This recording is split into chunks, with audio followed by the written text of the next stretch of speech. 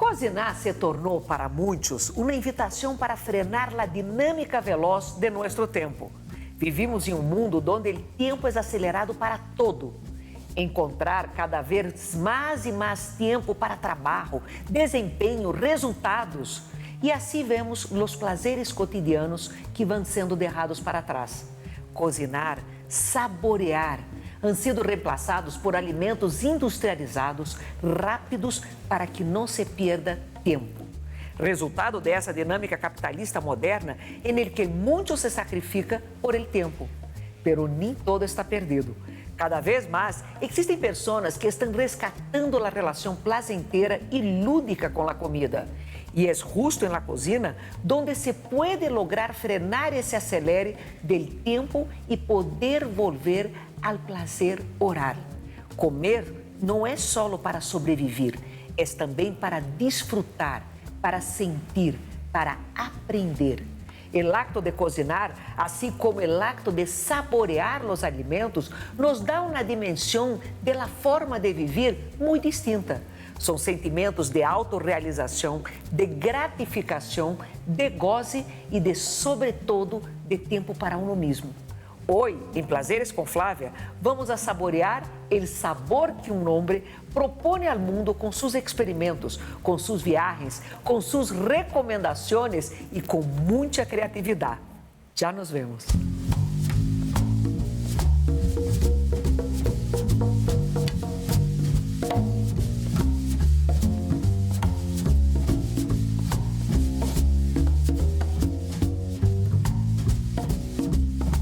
E hoje em Prazeres com Flávia tenho um prazer saboroso, um prazer oral, não só porque vamos a conversar, pero também vamos falar de algo que me encanta e le encanta a ele, a comida. Hoje em Prazeres com Flávia, Tulio Zuluaga. Tulio, bienvenido. Muchas gracias, no, muchas gracias. Gracias a ti. Es una alegría conocerte, ¿verdad? Y gracias por darme la oportunidad de estar aquí hablando de temas diferentes, ¿no? Eu te confesso que eu te sigo há anos, ou seja, não há nada que tu recomendes que eu não estou al tanto, só no cocino aún, porque me parecem muito fáceis tus recetas, mas eu sou um pouquinho cansona. Me gustam mis próprias receitas ou inventar mis recetas. Muy bien, y esa es la cocina, ¿no? Entre más uno esté libre, por decirlo de alguna manera, al momento de acercarse al fuego y a los fogones, pues muchísimo mejor, como las abuelitas. Não só libre, Túlio, pero tem um lado da criatividade, que hoje em dia, claro, na vida que nós outros levamos, a criatividade se ha perdido muito, não? Total. Porque a gente está muito de desempenho, rapidez, e a comida, se te das conta, se ha terceirizado. Há que comer rápido, industrializado, para que tu puedas trabalhar mais. E retomar esse espaço me parece uma dicha todo el trabajo que tú haces. Mira, ¿sabes qué? Yo creo que por un lado de pronto la creatividad ha perdido el campo, pero también hay otra línea muy complicada y es el exceso de creatividad. Por ejemplo. Ahora ya todo el mundo dice como, bueno, inventémonos algo y se olvidan del equilibrio, se olvidan de la delicadeza. Y tú te encuentras ya muchos lugares, muchos cocineros a veces que son capaces de hacerte, te voy a poner un ejemplo con una hamburguesa que me comí en estos días, con breva, con arequipe, con quesos, con mortiño, con uchuva. Claro, yo probé esta hamburguesa ¿y dónde está la hamburguesa? Allá adentro, debajo del postre, el postre está muy rico.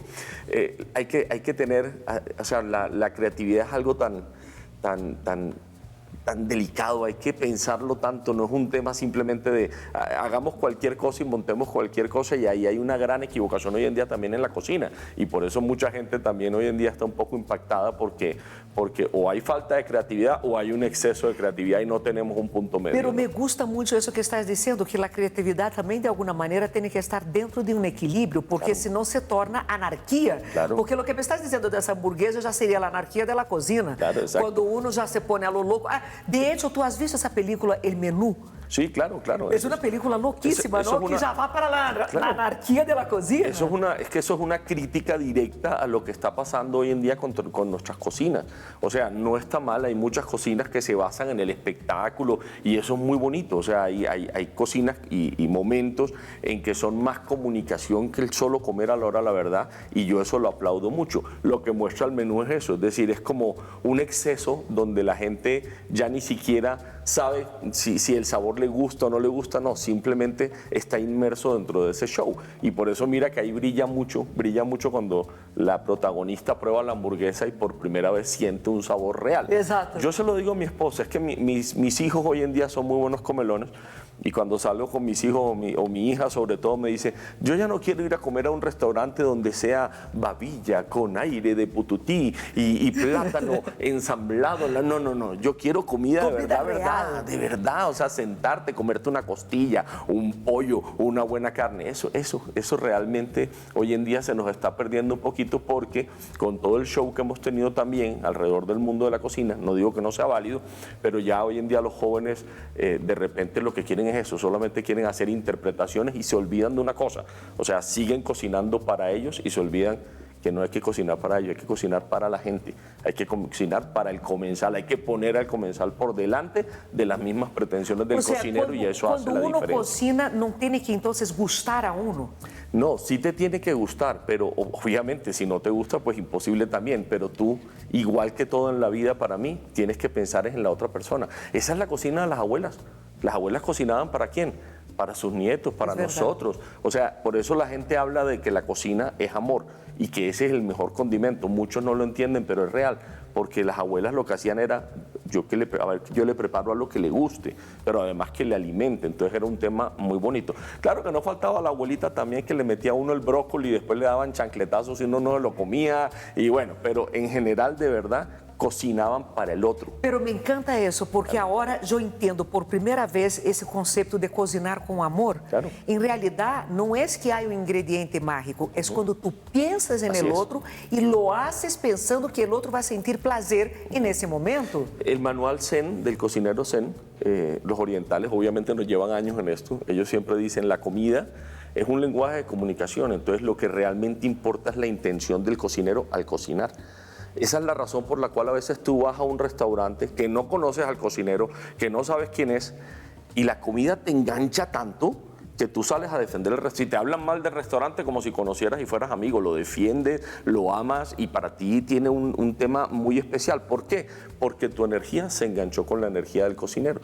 Y eso es la realidad de la cocina, o sea, eso no tiene vuelta de página. Eso, tú ponte, uno va a concursos y te ponen 10 cocineros, mismos ingredientes, mismo tiempo, misma receta, y tienes 10 comidas completamente distintas, todas saben distinto. Por eso que esos concursos de cocina siempre tienen ese ingrediente que uno se pregunta cuál es la gracia de comer el mismo plato hecho por distintas personas. Así es. Pero aquí voy a dar un giro en un tema que me vino en la cabeza. Tú hablas todo el tiempo, el cocinero, tú eres un hombre. ¿Tú crees que el tema de la cocina es machista? Cuando uno piensa, o sea, es muy triste porque cuando salían los listados hace muchos años, hoy en día yo no he visto eso, pero antiguamente sí, porque salían los listados de los 10 mejores cocineros del mundo, todos eran hombres. Exacto. Ahora ya no. Y tú te refieres a cocineros, tú hablaste 3 veces cocinero, tú eres un hombre Claro, que de la cocina. Claro, por eso, pero definitivamente una de las cosas más graciosas era que cuando cogías ese listado de cocineros y le preguntabas a cada uno de ellos quién era el mejor cocinero del mundo, todos hablaban de su mamá, de su abuela, es decir, porque la cocina siempre fue un ambiente de la mujer, relegado a la mujer. Exactamente. En el momento en que los hombres descubren que en la cocina hay creatividad, hay forma de desempeño, hay dominación, porque la cocina es un ambiente de dominación, entran los hombres y ahí yo creo que de alguna manera desplazan las mujeres, ¿o estoy equivocada? No, yo no creo que desplazan, yo creo que esto ha sido un mundo que ha empezado a, digamos que a equilibrarse, es que todo es equilibrio a la hora de la verdad, pero mira que nosotros hoy en día en Colombia tenemos a una cocinera que está considerada la mejor del mundo también, que es Leonor Espinosa, y tenemos muchas cocineras. De hecho, yo cuando recorro el país, porque lo vivo haciendo, tratando de descubrir todas esas recetas ancestrales para mostrárselas a la gente, te digo que el 90% está en manos de cocineras, no de cocineros. Perdón, usé la palabra cocinero, pero como yo soy un hombre, estoy hablando sobre el tema de la cocina. Pero por eso que el tema me vino, o sea, yo no había pensado antes que habláramos. Ahora, Tulio, ok, tú eres un hombre de la creatividad. Estuviste en la actuación antes. Sí. ¿En qué momento decides que la cocina es lo tuyo? Yo creo que la cocina fue lo mío siempre, toda la vida. Es decir, yo desde que estaba muy pequeño me gustaba mucho la cocina, estudiaba muchas cosas de cocina. De hecho, aquí en Bogotá estudiaba o me fascinaba ir a escalar en Suezca. Y como no tenía dinero en ese entonces yo le cocinaba a los escaladores de Suezca, te estoy hablando cuando tenía 18, 19 años. Iba todos los fines de semana a cocinarles, ellos me enseñaban, a cambio me enseñaban a escalar y me prestaban equipo. Siempre estuve muy cercano, pero nunca lo vi, y creo que le pasó a mucha gente, nunca lo vi como un verdadero camino, un camino profesional. Creo que todos nos despertamos cuando empezó este tema de la cocina mediática con Anthony Bourdain, con Andrew Zimmern, con Jamie Oliver, y empezamos a ver cocineros que eran las nuevas estrellas de los medios. Cuando empezó esse programa, eu creio que aí foi quando eu te digo, os homens começaram a dominar esse espaço, porque entraram com muita força. Así es. Os grandes chefs internacionais são todos homens. Así es. Daniel Boulou, Sí, o próprio increíble. Antônio Bourdain e tudo Sí, mais. sí, sí. Pero aí, ok, tu decidiste. E aí, qual é o momento onde eu te disse, sabe que me vou a dedicar integralmente a hacer eso de mi vida? La vida me llevó, porque si me puedo describir de alguna manera, y lo digo mucho, no sé si lo has escuchado, digo que soy todo un maestro en fracasología. Es decir, yo te escuché en una entrevista una vez en Caracol Radio y me encantó. He fracasado tantas veces, de verdad, que el fracaso se me volvió libertad. Y trato de explicárselo mucho a la gente, porque la gente dice, qué palabra tan fea. Y digo, no le tengas miedo al fracaso, porque ahí vas a aprender muchísimo más. Mira, que el fracaso en realidad es caer y no levantarse. Sí, pero... O sea, la persona que fracasa de verdad es la que cae y se rehúsa a levantar. Claro. La persona que no cae, que cae y se levanta, tú no puedes decir que fue fracaso, fue intento. Claro, no, y es un aprendizaje total. Es que para mí ese es el centro de la vida. Dime tú, si te pones a pensar en lo que pasa en tu vida diaria, verás que hasta en las cosas más sencillas tienes más fracasos que éxitos. Sí. Es decir, estás construido de fracasos y al final, pum, tienes un éxito. Esa es la realidad. En todo, en la educación de tus hijos, en tu vida misma, cuando entras a la cocina, en todo. ¿Qué me pasó a mí? Estuve en el mundo de la televisión, en el mundo de la radio, hice música, me metí en el momento que Carlos Vives abrió todo el camino en su momento, hace muchos años, con el tema del vallenato. Entré dentro de ese mismo mundo y tuve digamos que unos años muy exitosos en eso. Luego una quiebra aparatosa. Me fui para el mundo de los automóviles, es decir, es que comencé a hacer... ¿Estuviste también con carros? Claro, me metí a ser mecánico automotriz, es decir, tú ibas... Todavía salían mis videos en MTV y ibas a Barrio Triste y yo te estaba cambiando el aceite del carro. Y la gente me veía en la televisión y me veía cambiándote el aceite todo engrasado y la gente miraba, pobrecito, ¿qué te pasó? Caíste en las drogas, ¿verdad? La gente que se iba a imaginar, el cantante allá cambiándome el aceite del carro. Aprendí mucho, creo que la vida es todo un rompecabezas. Y luego viene una gran crisis del sector automotriz. Yo había durado 10 años ahí y entonces digo, pues tengo que volver a hacer alguna cosa porque ya tenía que cerrar los talleres. ¿Ya tenías hijos en esa época? Tenía hijos, entonces tu vida completamente cambia. Ya no es como, los sueños no se desaparecen ni se pierden, pero se van transformando. Y yo realmente lo que más quería hacer en esta vida, y lo he dicho siempre, es ser papá. Y a mí me fascina ser papá, esa es mi profesión más importante de todas. Y eso me ha llevado a todas las cosas que he hecho hoy y tengo una familia hoy en día, déjame decirte que digo, qué bien que lo he hecho. Y con mi esposa, por supuesto. Y vuelvo a buscar, dije, voy a tratar de buscar un programa de televisión, porque yo presenté televisión mucho tiempo. Empiezo a tocar puertas, no, por todas partes. Vine a Bogotá por todas partes, no. Pero de repente llego a Medellín y había una productora que el presentador se lo habían llevado para Bogotá y me dijeron, hey, este es tu espacio. Y cuando yo llegué dije, listo, vamos a hacer un magazine, pero hagamos algo distinto, diferente. Hablemos de gastronomía. Y ahí empieza toda esta historia, con un programa que se llamó Gastrosofía, y eso fue un boom increíble en toda Antioquia, se lo llevaron para afuera, lo veían mucho aquí en Bogotá, y empieza eso como a definir ese camino que yo seguí con el mundo de la comida. Pero eso es mucha creatividad. ¿De dónde sacas o dónde has sacado tanta fuerza para poder reinventarte? Porque el concepto de reinvención es eso, tantas veces. No, yo la verdad no lo sé, mi cabeza es así. La loca de la casa funciona de esa manera, es decir, yo todos los días me levanto y son un montón de cosas. Por supuesto que he hecho algunos ejercicios, no sé si sabes lo de mi famoso mantra, que son muy chistosos. Yo pensé que me había inventado pues la gran teoría del mundo. Uno de los momentos más difíciles de mi vida, yo me sentaba ahí en la sala. Yo toda la vida me he creído medio budista, no lo soy, pero siempre me han gustado estas filosofías orientales. Y me sentaba en la sala a meditar, entonces yo era Om Mani Padme Hum. Y mi esposa pasaba, ¿tú qué estás haciendo? Y yo, Om Namah Shivaya, estoy meditando para que me vaya bien, estoy haciendo mantras, Om Namah, y ella, por lo menos sabes qué estás diciendo. Y yo, Om no tengo ni idea. Y se Pero me dio, sirve el sonido. no sé, pero entonces se me dio y dije, ¿verdad que la mente es muy necia y yo podría autohipnotizarme? Entonces empecé a crear un mantra que comencé a repetir, todo el tiempo lo repito, 500 veces al día. Soy fuerte, soy inteligente, soy amoroso, soy humilde, soy feliz, soy flaco y muy exitoso, adoro el dinero y por eso me llega en grandes cantidades y sé cómo utilizarlo. Y empecé a repetirlo, a repetirlo, a repetirlo, a repetirlo, a repetirlo y de repente un día, siempre he sido un tipo creativo, pero de repente un día, habrá pasado, qué sé yo, por ahí un año, abro los ojos en mi cama y tengo 1000 ideas de negocios en la cabeza. Y así es como vivo hoy en día. Entonces trato de comunicarle a todo el mundo y decirle, crea tu mantra. Pero mira que interessante, Sim. porque aí tu estás hablando quase que la teoria del ócio. Tu estás em tu casa, em tu cama e abre os olhos e tu não tenias a mente ocupada. Assim Tu é. tenias a mente livre para criar. Seguro. Tu crees que de alguma maneira a culinária ajuda na saúde mental? Total, total, ¿Cómo? total. Es que la cocina, yo lo pude definir así, la cocina es como una meditación. Cuando tú estás cocinando, todo se te olvida. Es verdad. Para mí es una Sí. forma de relajar. Domingos, por ejemplo, cuando yo estoy muy cansada, es lo que me gusta hacer. Hace muchos años hablé con un gran cocinero de aquí de Colombia y estábamos haciendo un programa de televisión hablando sobre el tema de lo que dicen muchas abuelitas. Si estás de mal genio, no vayas a hacer el soufflé porque no te sube. Entonces, este cocinero me decía, la cocina es ciencia, no es esa cosa que ustedes están diciendo, eso es mentira. Entonces uno no podría tener un restaurante porque cuando uno llega de mal genio, entonces la comida no saldría bien. Exactamente, entonces me puse a pensar y le dije, no, ya entendí por qué. Cuando tú tienes pasión por la cocina, puedes venir del genio que sea. En el momento que tú empiezas a cocinar, tu mente se ocupó en el tema de la cocina y es como si te desprendieras de los problemas. Cuando sales, los problemas vuelven. Pero por el momento, mientras estás ahí en la cocina, es Estás em como momento desprenderte dedicado a de ti, todo. que não pensas Claro, em nada, ou claro, pensas tu? Porque, claro. por exemplo, em meu caso, eu quando salgo a trotar é quando penso. Sim. Penso em todas as coisas que tenho que fazer, projetos. Quando estou cozinando, não. No, es raro, sí. Ou seja, em tu caso, tu tampouco pensas Exacto. quando estás cozinando. Estoy de acuerdo contigo. Eu não penso quando yo ya estou sé que cozinando. voy a trabajar cuando me monto en la bicicleta, entonces monto poco, pero en la bicicleta voy solucionando, pensando nuevas ideas, cosas. Cuando estoy en la cocina es como si mi mente estuviera en blanco.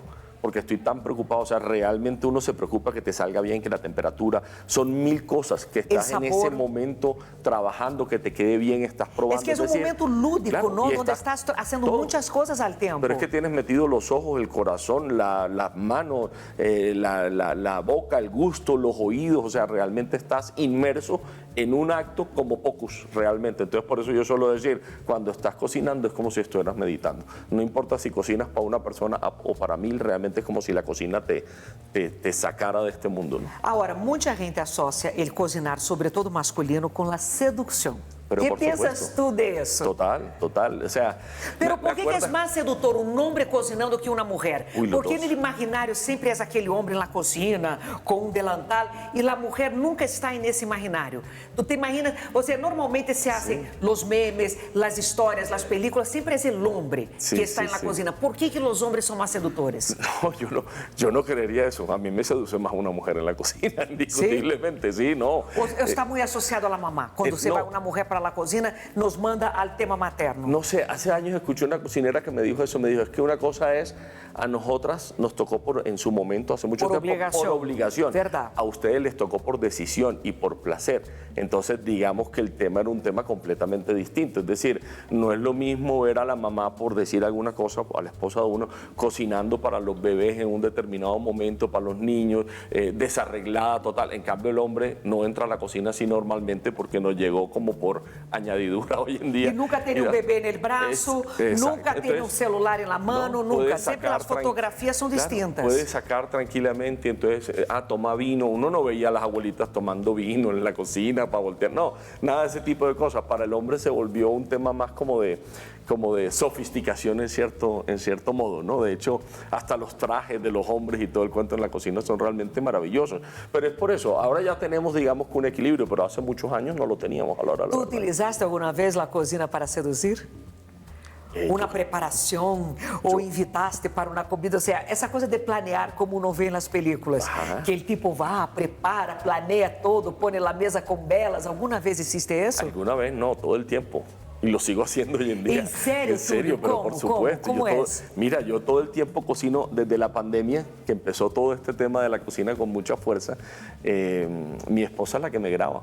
Entonces, nosotros incluso en las grabaciones, es decir, para mí eso es uno de los momentos más especiales. Y uno de mis premios más especiales para poder sacar una receta es convencer a mi esposa, que es la persona más crítica que te puedas imaginar sobre la tierra. ¿Ella cocina también? Tiene unos sentidos, le ha tocado, pero realmente hoy en día ya no cocina tanto. O sea, cuando tuvo que enfrentarse a la cocina, lo hizo y lo hizo muy bien. Pero hoy en día no. Entonces, cuando estamos grabando es un momento de intimidad. Nosotros tenemos una pequeña cocina fuera de la otra cocina, que es lo que la gente ve en los videos, y ella siempre está sentada del otro lado, que la gente no la ve, por supuesto, porque está con la cámara, pero siempre tenemos la copa de vino, siempre estamos hablando, siempre estamos prueba, y bueno, y eso termina en otras cosas.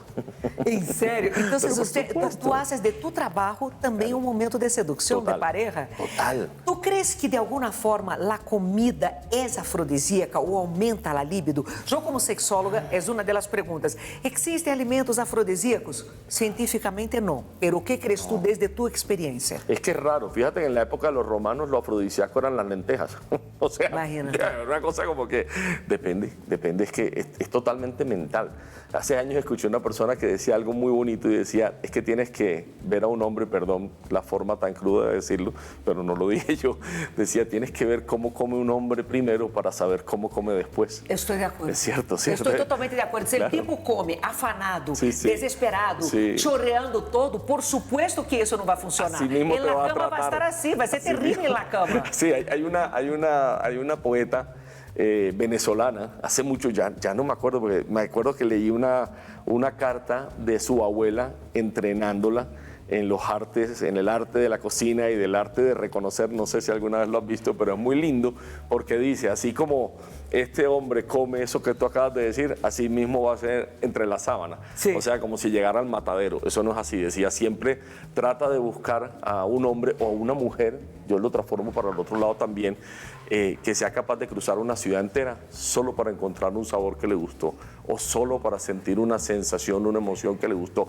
que sea capaz de cruzar el mundo, porque de esa misma manera va a ser capaz de cruzar el mundo contigo entre Pero las aí sábanas. isso nos manda a outro tema, que é a persona que não come de todo ou é llena de ascos. Eu digo sempre que no sexo não há servilletas, tu não podes usar.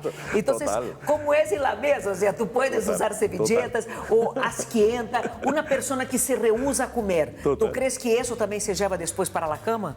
Bueno, hasta ya no sé, yo no soy psicólogo, pero me supongo que sí. Es decir, cualquier falta de riesgo en cualquier situación de tu vida, de cualquier forma, representa cómo eres tú a la hora de la verdad. Si te arriesgas en todo, obviamente, cuando llegues al momento también de estar en la cama o entre las sábanas, digámoslo de esa manera, pues quiere decir también que vas a ser mucho más arriesgado que una persona que se pone límites y se pone barreras. La persona que mira las ostras y dice, uy, no, qué asco, eso no como. Ah, no, puede ser que no te guste. La persona que se senta y dice, no como eso, no como eso porque todo me da asco, pero nunca lo ha probado. Exacto. ¿Tú no crees que eso de alguna manera lleva para la cama? Yo no beso en la boca, no hago el canguro cojo porque eso me da asco. No solo para la cama, para la vida entera. Es que tú te das cuenta de eso. Es decir, en este mundo solamente hay dos clases de seres humanos. Los que hacen puentes y los que construyen muros. O sea, no hay vuelta de página. Entonces tú eres o el de los puentes o el de los muros. Y eso se refleja en toda tu vida, no solamente en la cama. No, lo que dices tú de las ostras está muy bien. Puede ser que no te guste, pero pruébelas. Pero primero prueba. Yo soy feliz Primero probando. ve Yo ahora el sabor. yo estuve en el Amazonas cuando me salen los indígenas con su mojojoy. Aí eu comi isso, aquela coisa vivita assim que camina. Y no, como tienes que matarlo. Yo estaba grabando un programa de televisión con los dientes y yo digo, bueno, pues adelante, consígame una copa de chardonnay por lo menos, porque yo sí me voy a comer este gusano y de verdad no me equivoqué, porque yo decía, si esto es lo que come es moriche, cananguche, el árbol como tal, y se alimenta de eso, tiene que saber a almendra, tiene que saber a madera, tráigame un vino para esto. Pero sí, me he enfrentado a todo lo que tiene que ser comida. Yo también, yo me enfrento todo también, ¿sabes? Y en esa misma medida lo hago en el mundo de los negocios, lo hago en la vida. Por eso te digo, siempre esto va a ser un reflejo de algo en tu vida. No solamente del sexo en sí, sino de todas las cosas que pasan alrededor. Si no te atreves al 100% de las cosas en esta vida, dentro de lo lógico, pues obviamente también vas a tener ciertos tapujos y ciertos límites a la hora de muchas cosas también, ¿no? Túlio, eu quero ir a corte, eu tenho que ir a corte, pero antes de tudo, graças por venir, saúde. E quando regressemos, eu quero perguntar como foi criado Túlio a la hora de comer. Porque muitas pessoas estão vendo esse programa e dizendo, lindo, pero como hago para que mi hijo coma de todo também? Já regressamos. Cheers. Cheers. Bueno, Túlio, eu quero saber, como fuiste criado? Como era tu casa com o tema da comida? ¿Eras necio? ¿No era? ¿Qué pasó ahí? Mira, te lo voy a definir de esta manera. O sea, en estos días me puse a escribir un tema sobre eso y puse la historia del pequeño dragón. Todas mis cosas tenían que ver con comida.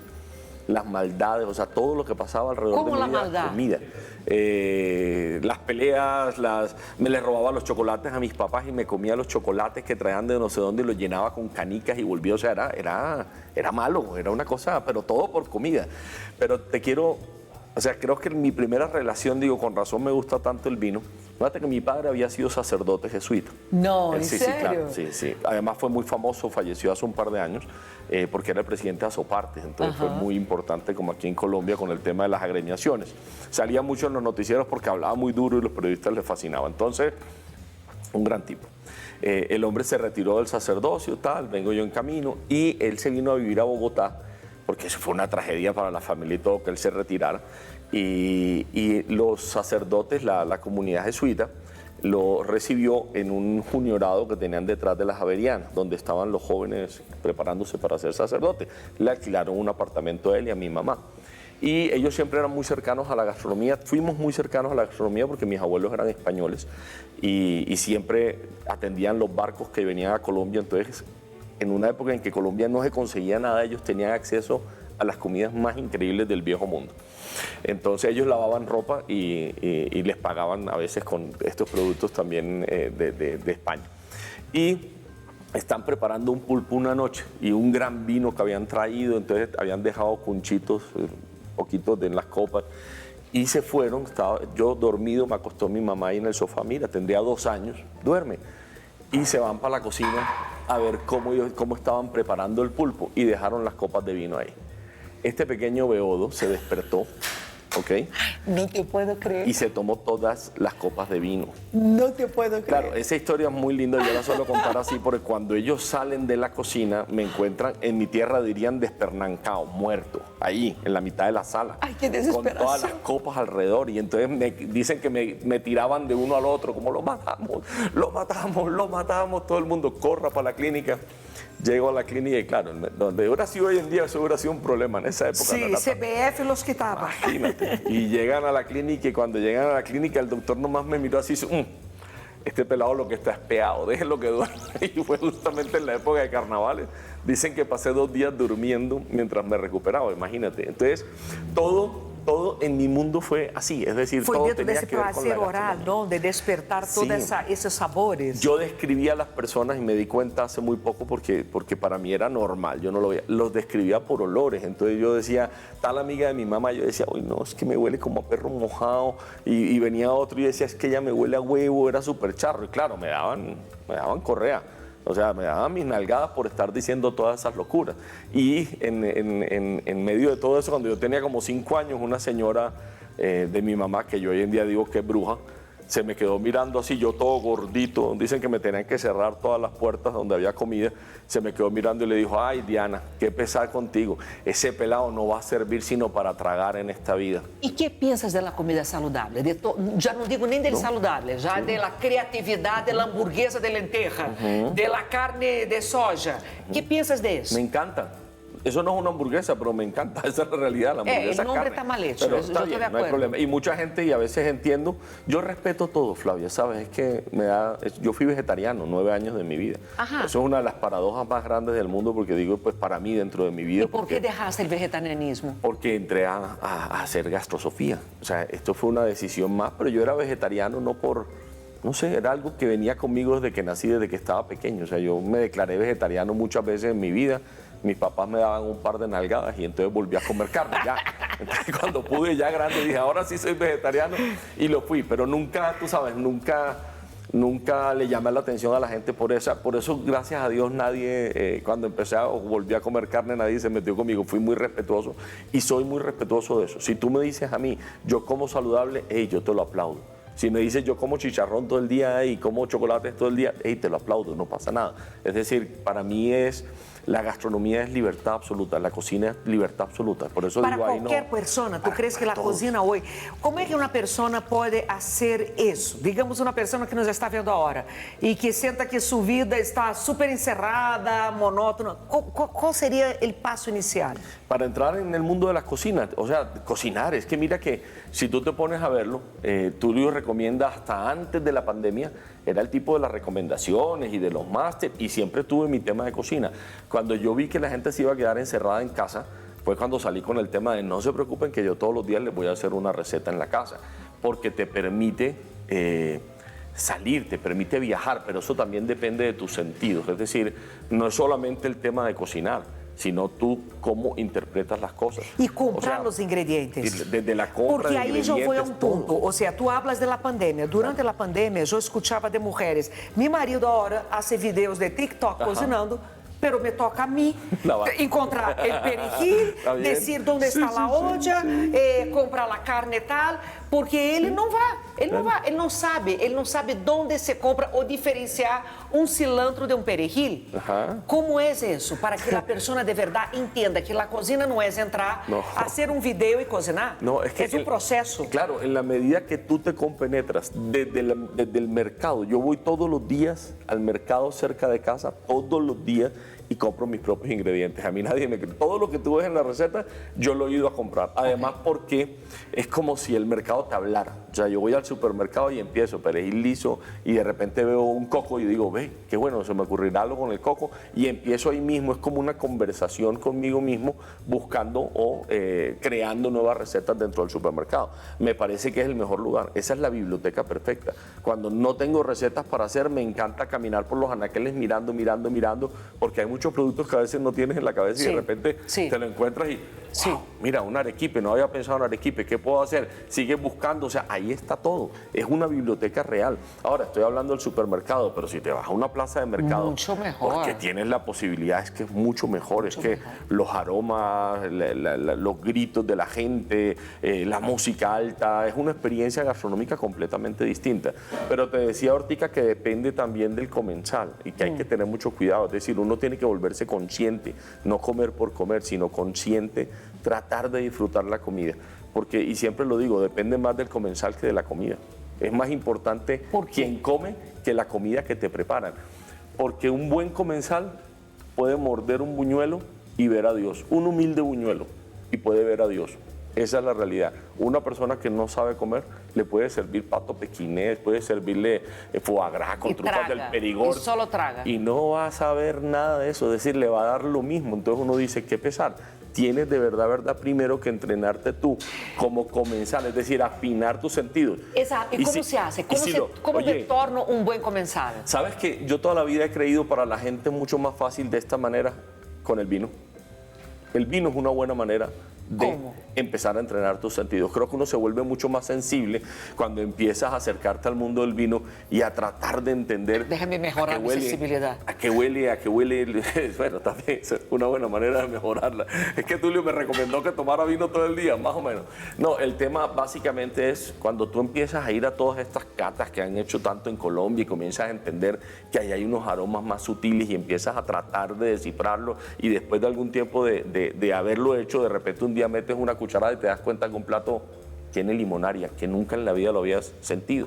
¿Sí me entiendes? Es un tema realmente de practicar, de comer, pero haciéndolo consciente. Es decir, yo le digo a mis hijos, siéntese, ya hoy en día lo hacen, y cuando metan una cucharada, traten, cierren los ojos, por Dios, y traten de dividir todo eso en partículas. O sea, la idea es entonces cerrar los ojos y trata de dividir todo en partículas, es decir, todo se lo que necesita está pasando. tiempo. Entonces, ahí primera cosa es tiempo. No, te vas a demorar años. O sea, tienes que tener tiempo o dedicar o por lo menos separar tiempo. Porque la gente que come hoy en día con el celular, tú ves en las plazas, en los restaurantes, la gente come con el celular en la mano. Entonces no está dándose tiempo para sentir el sabor. Siéntate en la mesa, en cualquier parte, parte un pedacito de carne, te lo pones, no es que te tengas que demorar 2 horas, pero trata solamente, una vez tengas el alimento dentro de la boca, lo exprimes, trata de exprimirlo, no solamente de morderlo, y empiezas a sentir, ve, siento la grasa, ve, al principio no vas a sentir más seguramente que la textura, que es grasosito, que es dulce, que es salado, que tiene algo de ácido. Pero tú no puedes trata estar de con hacerlo. hambre para hacer eso, ¿no? Porque También. quando tu estás hambriento, tú te sientas a comer, a hora del almuerzo, de la comida, Sí. tú no puedes disfrutar. No, sí, también, pero es un entrenamiento, es lo mismo. Es que en toda la vida tú puedes tomar las cosas con afán o sin afán, una de dos, pero es que nadie te está pidiendo que sean 2 horas con un pedazo de comida metido en la boca, no.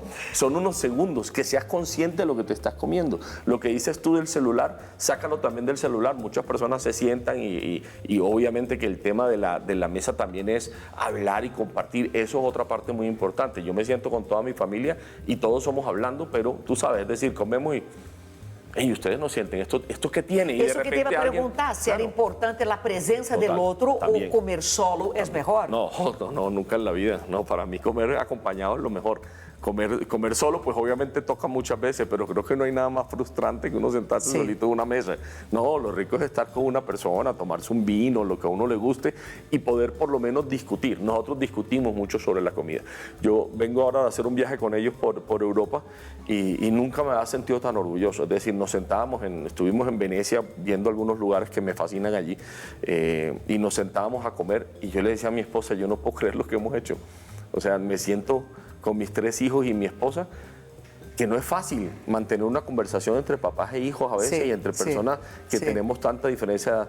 Flavia, éramos de 12 del día a 3:30, 4 de la tarde, o sea, 4 horas comiendo, uno pasta, el otro carne, todos pasamos, prueba aquí, sientes esto, sientes aquello. Eso ayuda a los hijos muchísimo, ahora que tú me lo preguntabas, también a explorar y a experimentar con la comida. Es muy rico cuando tú muerdes algo y eres como... Pero no, Dios, ahí hay no es algo. una vivencia muy egoísta, o sea, muy individual. Tú muerdes y Sí. tú sientes. Ahora, tu hijo de pronto muerde y no siente lo mismo. Pero va en el camino, es decir, a eso me refiero, es como en el vino también, por eso te lo transportaba allá. Cuando nosotros empezamos con el tema de las catas de vinos hace muchos años, mi esposa y yo, que se puso muy de moda y aquí todo cumpleaños, cata, no sé qué, cata, todo era cata. Pues lo aprovechamos. ¿Qué pasaba? Al principio los dos nos mirábamos y decíamos, miércoles, somos un par de brutos, no sabemos nada, porque allá estaba el sommelier. Esto huele a... Uy, huele como a... El brasier de mi novia cuando yo tenía 15 años, que usaba un perfume especiado que tenía Porque tú al fin del día todo tiene una Romero. historia. Sí, exacto. O sea, los animales no tienen historia con el alimento, nosotros verdad, sí. es verdad. Entonces cada uno va a contar una historia cuando está probando una comida. Total, pero es que la comida, la película de Ratatouille es que te devuelve a ciertos Al momentos. pasado, es exacto. real, es real, pero son esos aromas los que uno tiene que identificar.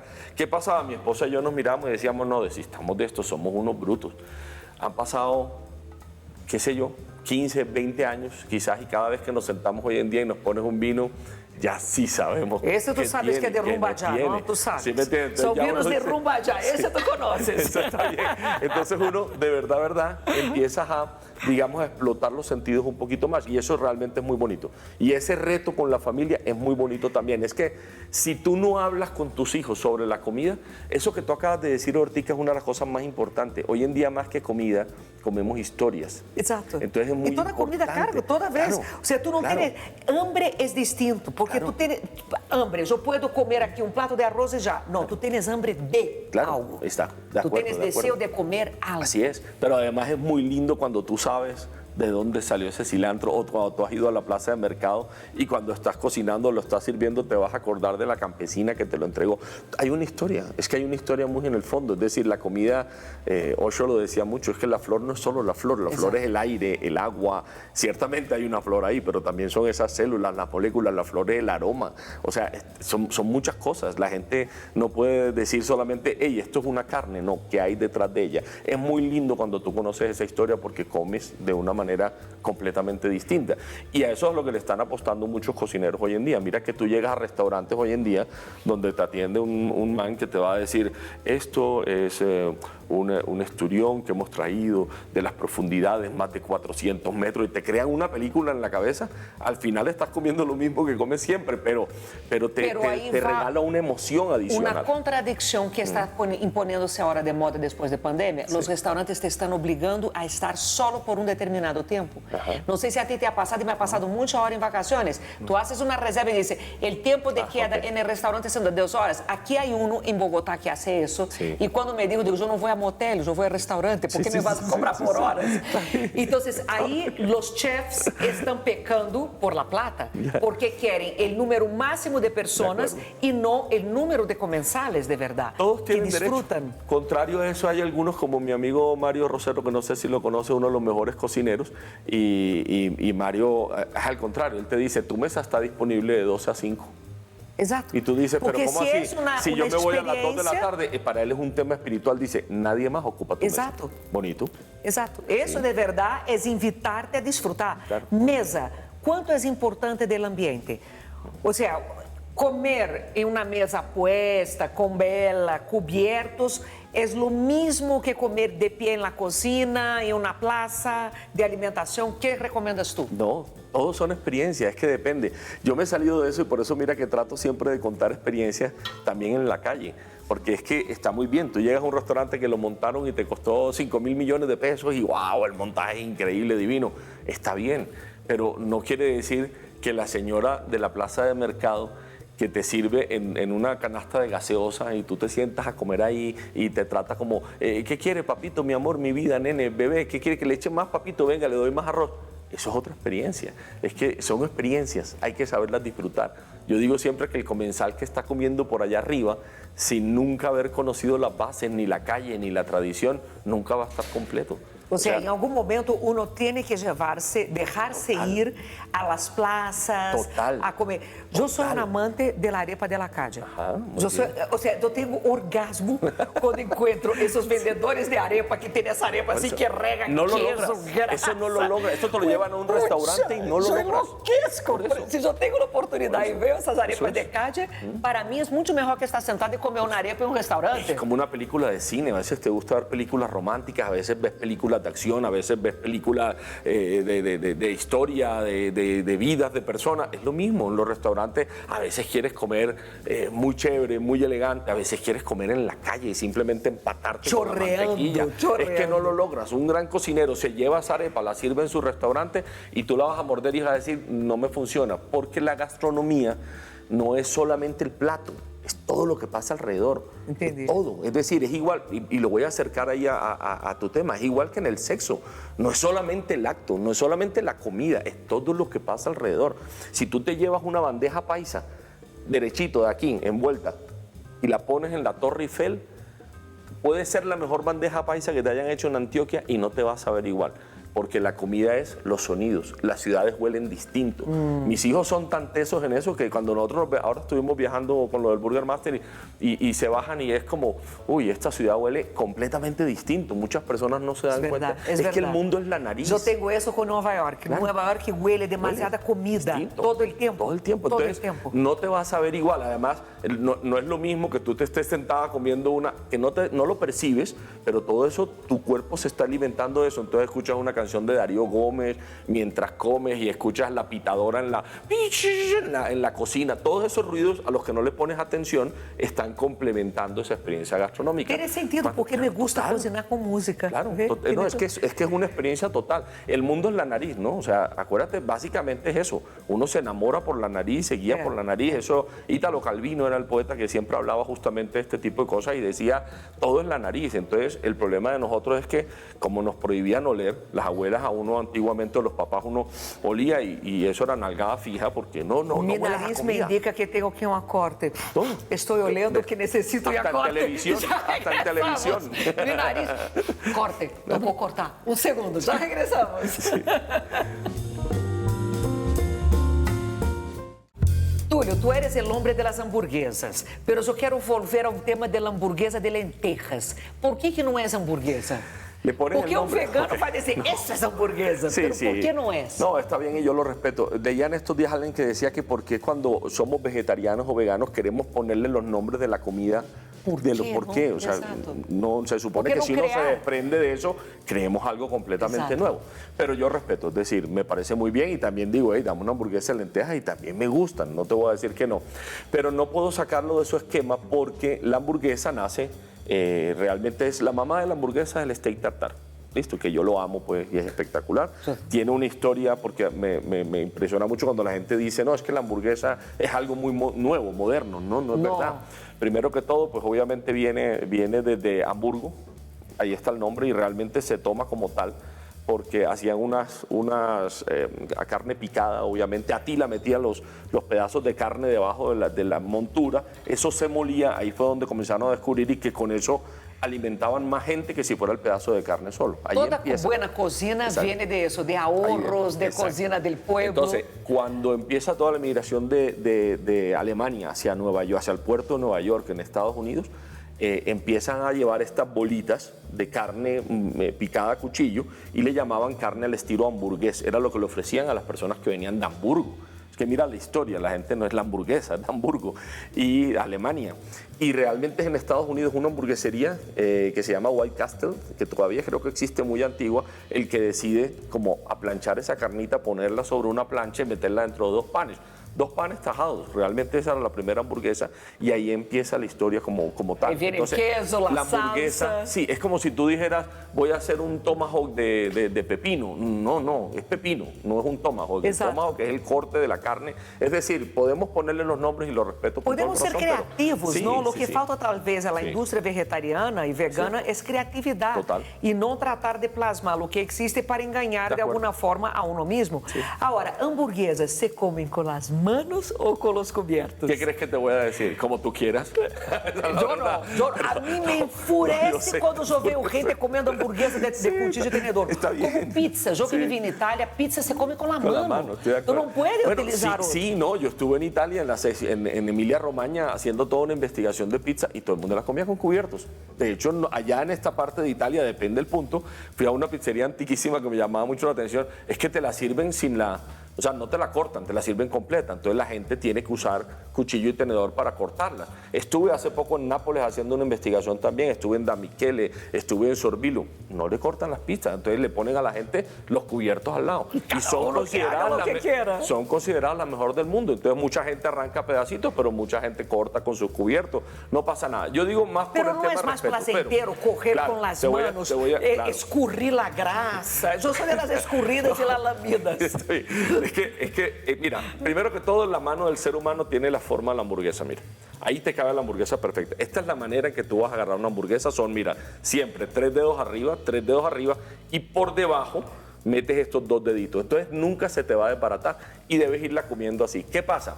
Tienes que comerla con la mano. De hecho, yo le digo a muchas personas, cuando te ponen el papelito ese, quita el papelito, porque lo que sientes en las yemas de los dedos es muy similar a lo que vas a sentir en la lengua. Ajá. Entonces, esto es parte de la esencia de la hamburguesa, en eso tienes toda la razón. Debería comerse con las manos. Porque Pero, de nuevo es sí, una experiencia lúdica, claro, como todo lógico, en la cocina. lógico que sí. Tú no vas a tomar sopa con las claro. manos, Y pero adicionalmente, dentro de lo porque posible. de esta manera el tamaño de la hamburguesa debe darte la posibilidad que tu mordisco vaya a dar. Tú la tienes que aplastar para que tu mordisco vaya de arriba abajo, que muchas personas no saben. No puedes comer más pan ni más carne, no. Tiene que ser totalmente simétrica, uno a uno. ¿Qué tiene que ir? Tiene que ir la crema, el dulce del pan y empiezas a bajar y de repente te encuentras la sal, te encuentras el hierro de la carne. Mira que es una combinación, te encuentras la frescura de los vegetales, la crema del queso y nuevamente el dulzor del pan en la parte de abajo. Y obviamente si lo han sellado bien vas a tener ahí ese saborcito. Y la humo. hamburguesa Eso doble, es. entonces, se pierde. Es que una hamburguesa no debería de ser más grande de 150, 180 gramos exagerado. Ahora, ya de ahí para adelante, todas las creaciones O sea, que hay de esas 2 pisos, creaciones de tres. Burger Master No. que salen así, No, no. yo los regaño mucho por eso, pero yo no puedo coartar la libertad de todos, pero siempre se los digo, por favor, trabajen cuarto de libra a 150 gramos máximo. Por supuesto, hay muchos que dicen, no, yo quiero poner 180, yo quiero poner 220, perfecto, respeto total, Que es pero una no idea debiera de gringa, ser. ¿no? Del super size, de aumentar todo, de parecer que está Sí. ofreciendo más por el mismo valor. Depende de las ciudades también, porque ahora tuve la oportunidad de estar en Miami como recorriendo y las hamburguesas grandotas. Pero cuando te Pero vas hacia Estados Chicago, Unidos. sí, pero si te vas a Chicago, a Washington, a muchos lugares pues diferentes de Estados Unidos, San Francisco, que ahí hay algunas de las mejores hamburguesas, y en Chicago también, Nueva York, comienzas a encontrar hamburguesas muy equilibradas, muy bien hechas. O sea, las que dicen son muy buenas, realmente son muy equilibradas, no son estos excesos extraños de ¿Cómo te hamburguesas. surgió la idea del Burger Master? Mira, me fui a hacer un recorrido por el mundo, a conocer grandes hamburgueseros, porque quería escribir un manual de cómo era una hamburguesa perfecta. Y no existía en internet, no lo había. El primero que aparece lo escribió Tulio y recomienda como tal, analizando la hamburguesa completamente, o sea, cómo se debe armar, dónde debe ir la carne, cuánto tiempo para sellarla, la mezcla de la Ahora que carne. ya aprendí eso todo. Sí, y cuando lo cojas vas a ver qué maravilla. Porque la gente era, no, es que tengo una hamburguesa de punta de anca. Mal, una hamburguesa tiene que tener mínimo 3 mezclas. Tiene que ser morrillo, pecho, lagarto y en diferentes proporciones. Ahí es donde está el secreto. Es que la gente piensa que eso es cualquier carne y cualquier pan. No, tienes que tener un pan de papa que sea mullido, que sea elástico, pero que no se rompa con los líquidos. Tienes que tener unos vegetales muy frescos. La lucha en Colombia ha sido, aquí tienen mucho, y en Estados Unidos también lo hacen, que ponen el vegetal, la lechuga, la ponen entre el pan y la carne.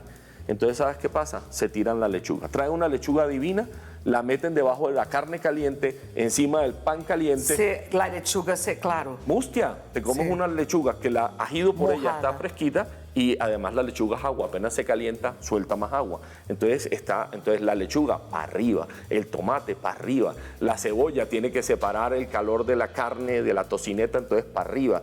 Son una serie de cositas que nadie entendía cómo tienes que hacer la molienda de la carne.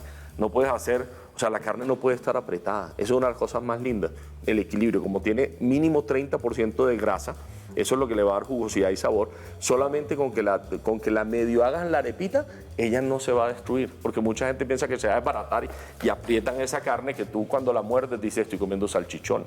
Entonces tiene que ser una sola molienda por la máquina, una molienda gruesa. No, es que es una infinidad. Entonces, Caramba, yo no, es estoy una infinidad. impresionada con la ciencia de todo eso. Es una infinidad de cosas, o sea, hay demasiadas cosas, qué tipo de Y de cortes. ahí viene Burger todo. Master, Entonces, o sea, claro, tú pones a los chefs no. ese desafío. Comienzo a hacer todo esto, conozco a mucha gente, me hago muy amigo de los hamburgueseros artesanales, vía concursos de hamburguesas en el mundo, pero la mayoría de concursos de hamburguesas en el mundo son, como todos los eventos, que llevan a los hamburguesólogos, a los hamburgueseros, a un solo lugar, la gente compite y tal, y yo decía, esto me gusta, pero nunca pensé en hacer un evento. De repente en el 2017 veo una cantidad de jóvenes a punto de quebrar con sus locales porque la gente no sabía cómo, y les digo, listo, vamos a montar un evento que se convierta en mercadeo, porque el Burger Master no es para vender hamburguesas, extrañamente. La gente dice, ¿es para vender hamburguesas baratas? No, es mercadeo. Por eso no hay domicilios, porque yo necesito que la gente vaya a los locales. Me encanta que la gente vote. Que la gente vaya, Y vote. la gente decida. O sea, es una cosa Eso me espectacular. encanta. Entonces, ¿qué ha hecho eso? Que los locales realmente crezcan. Mi mayor premio es después del Burger Master, cuando voy a los locales y son el esposo y la esposa, que eran el año anterior 2 personas en la cocina, ahora resulta que tienen 30 empleados, 2 locales, es decir, crecen gracias a una campaña de mercadeo llamada el Burger Master. Esa es básicamente la realidad. Tulio, yo no solo termino ese programa hambrienta, pero aprendí tanto contigo hoy Muchas que gracias. cambié de idea. Voy a seguir ahora tus recetas. Bien, por favor. Bueno, tú tienes el canal Sí. de cocina, tienes libro, Sí. tienes el Burger Master. Sí. ¿Qué más? Podcast. Tengo una línea de shampoos de hombre y de jabones que son Para bañarse después de cocinar. ahí, exactamente. Y estos sí que fueron diseñados para seducir. O sea, los aromas son una cosa espectacular. Ahora están mis hijos, porque los he ido metiendo mucho como en el mundo de los negocios, en un proyecto de sacar unos patis de carne, unas hamburguesas para los supermercados, tratando de llevar la mejor hamburguesa también a los supermercados. No, son 1000 cosas. Tú no sabes que yo incluso hice un programa que se llamaba Te va a dar risa. Hace muchos años construí un programa, pero no fue la época que se llamaba Sexo Profundo. Y lo traje a todos los canales, incluso a este. Y en ese momento todo el mundo era horrorizado. O sea, todo el mundo decía, pero ¿cómo van a hablar de sexo? Te estoy hablando de hace muchísimos años. Y era buenísimo. No era yo el que hablaba de sexo, sino que tenía varios amigos y amigas psicólogos que estaban muy Delicia. metidos en este Qué tema. delicia. Y yo les decía, tenemos que ayudarlos. Es que esta es la base de la unidad. Esta es la base del amor. Por eso se llamaba Sexo Profundo. Y muchos me decían como, eso suena como a garganta profunda. No, aguanta. sexo profundo de aquí, del corazón. Más importante que el tema carnal, lo mismo que estamos hablando de la comida, era esto que estaba aquí adentro, que a la postre, eso sí es lo más potencializador de todo y lo más afrodisíaco de todo. Ai, Túlio, mire. Saludo otra vez, salud. Sexo salud. e cocina. Muy bien. Todo que vem. Mejor dicho, empatadísimo. Gracias por Gracias. venir, gracias por enseñarme tanto a todos los televidentes, porque yo creo que nadie va a terminar igual hoy después de escucharte. Burger Master, nadie se puede perder, porque de verdad, eso es lo que vale a pena en esa época del año para probar las hamburguesas y votar en la mejor que uno escoja.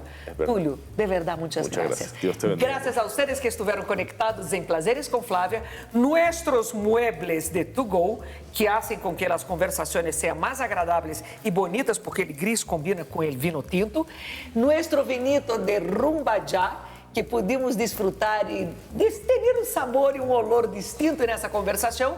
E vou invitar agora a Túlio a provar a pizza de alho e óleo, que é uma de minhas pizzas preferidas aqui em Bogotá. Nós nos vemos na próxima semana. Cuídense. Muchas gracias. De verdade, Salud. tienes que provar a pizza de alho e óleo. ¿Ya probaste? Voy a probar. Es No, muy no, buena. no la he probado.